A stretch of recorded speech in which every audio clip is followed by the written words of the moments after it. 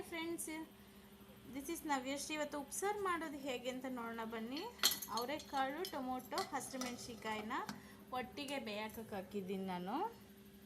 ಹಳ್ಳಿ ಕಡೆ ಎಲ್ಲ ಹಸಿರುಮೆಣ್ಸಿಕಾಯಿನ ಕಡ್ಡಿಗೆ ಚುಚ್ಚಿ ಹಾಕ್ತಿದ್ರು, ನಾನು ಹಾಗೇ ಹಾಕಿದ್ದೀನಿ. ಏನಕ್ಕೆಂದರೆ ಈಸಿಯಾಗಿ ತಗೊಬೋದು ಅಂತ. ಇವಾಗ ಅವರೆಕಾಳು ಬೆಂದಿದೆಯಲ್ಲ, ಅದಕ್ಕೆ ಸೊಪ್ಪು ಹಾಕ್ಕೊಳ್ಳೋಣ. ಚೆನ್ನಾಗಿ ಬೆಂದಿರೋದಕ್ಕೆ ಸೊಪ್ಪು ಹಾಕ್ತಾಯಿದ್ದೀನಿ. ನೀಟಾಗಿ ಮಿಕ್ಸ್ ಮಾಡ್ಕೊಳ್ಳೋಣ.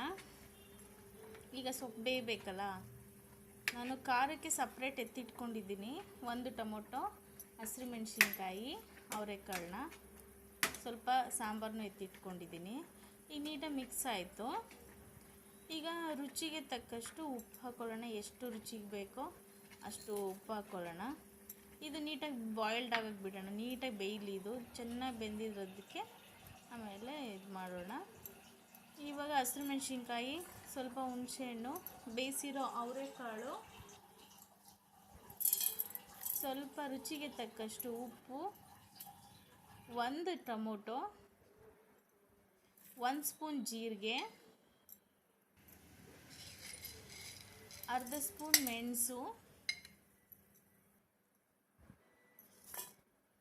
1 ದೊಡ್ಡದು ಬೆಳ್ಳುಳ್ಳಿ,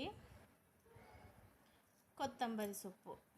ಇದನ್ನು ನಾವು ಗ್ರೈಂಡ್ ಮಾಡ್ಕೊಳ್ಳೋಣ. ಸ್ವಲ್ಪ ಸಾಂಬಾರು ಹಾಕ್ಕೊತಾ ಇದ್ದೀನಿ. ಸಪ್ಪೆ ನೀರು ಹಾಕ್ಕೊಂಡು ಸ್ವಲ್ಪ ತರ್ತರಿಯಾಗಿ ರುಬ್ಕೊಳ್ಳೋಣ. ತುಂಬ ನುಣ್ಣಗೆ. ಇದು ಹಸಿರುಮೆಣ್ಸಿನ್ಕಾಯಿ ಖಾರ ಇದ್ದಿದ್ದರಿಂದ ನಾನು ಮೆಣಸು ಕಡಿಮೆನೇ ಹಾಕ್ಕೊಂಡಿದ್ದೀನಿ. ಈಗ ನೋಡಿ, ಈ ಥರ ತುಂಬ ನುಣ್ಣಗೂ ಬೇಡ, ತುಂಬ ತರ್ತರಿನೂ ಬೇಡ, ಮೀಡಿಯಮ್ ಆಗಿ ಈ ಥರ ಮಾಡ್ಕೊಡಿ. ತುಂಬ ಚೆನ್ನಾಗಿರುತ್ತೆ, ಆರೋಗ್ಯಕ್ಕೂ ತುಂಬ ಒಳ್ಳೆಯದು. ಸಿಕ್ಕಿರೋ 1-2 ಟೊಮೊಟೊ ಚಿಕ್ಕದನ್ನು ಸ್ವಲ್ಪ ಖಾರ ಮಿಕ್ಸ್ ಮಾಡಿ ಗ್ರೈಂಡ್ ಮಾಡಿಕೊಂಡು ಉಪ್ಪು ಸಾಂಬಾರು ಒಳಗಡೆ ಹಾಕ್ಕೊತಿದ್ದೀನಿ ಕುದೀತಾ ಇರೋದಕ್ಕೆ. ಈಗ ಚೆನ್ನಾಗಿ ಬೇಯಿಸ್ಕೊಂಡ್ರೆ ಉಪ್ಸಾರು ರೆಡಿ ಇರುತ್ತೆ.